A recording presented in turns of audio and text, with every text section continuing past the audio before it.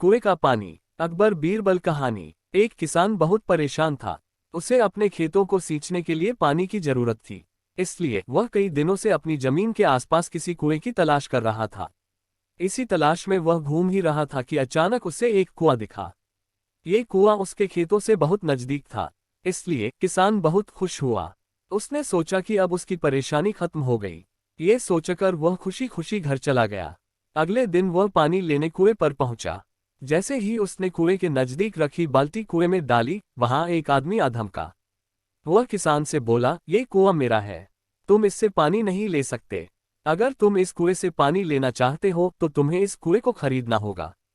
ये बात सुनकर किसान कुछ देर रुका और फिर मन ही मन सोचने लगा कि अगर मैं इस कुएं को खरीद लूं तो मुझे कभी पानी की कमी नहीं होगी और न ही मुझे पानी के लिए इधर उधर भटकना पड़ेगा।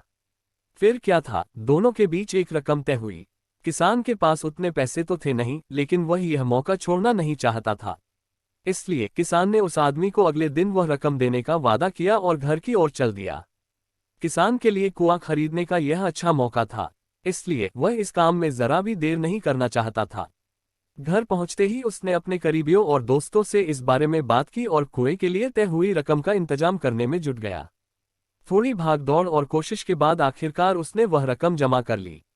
अब वह पूरी तरह से निश्चिंत हो चुका था कि उसे कुआं खरीदने से कोई नहीं रोक सकता। जमा हुए पैसों को लेकर वह फिर घर चल दिया। उसे बड़ी बेसब्री से इंतजार था कि कब रात खत्म होगी और वह कुआं खरीदने जाएगा।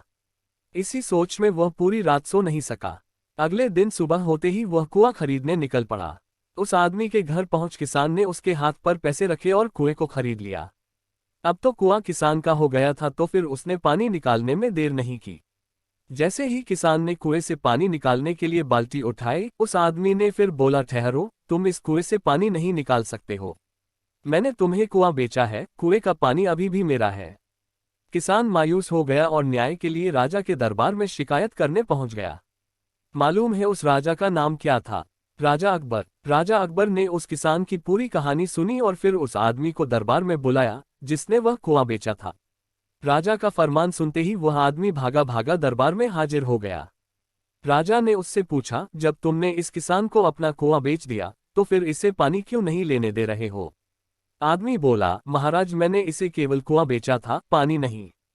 ये बात सुनकर राजा भी सोच में पड़ गए। उन्होंने कहा कि बात तो ये पते की कह रहा है, कुआं बेचा है, पानी तो नहीं। काफी देर सोचने के बाद जब इस समस्या को सुलझाने में वह नाकाम हो गए तो उन्होंने बीरबल को बुलाया। बीरबल बहुत ही बुद्धिमान था, इसलिए राजा अकबर किसी भी मामले पर फैसला लेने से पहले उसकी राय जरूर लेते थे। बीरबल ने एक बार फिर दोनों से उनकी समस्या पूछी। पूरी बात जानने के बाद बीरबल ने उस आदमी से कहा, ठीक है, तुमने कुआं बेचा, पानी नहीं। फिर तुम्हारा पानी किसान के कुएं में क्या कर रहा है? कुआं तुम्हारा नहीं है, फौरन अपने पानी को कुएं से बाहर निकालो। बीरबल का इतना कहते ही उस आदमी को समझ आ गया कि अब उसकी चालाकी किसी काम नहीं आने वाली।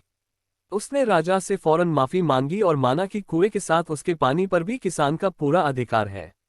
ये देखकर राजा अकबर ने बीरबल की बुद्धिमानी की तारीफ की और कुआं बेचने वाले आदमी पर धोखेबाजी के लिए जुर्माना लगाया।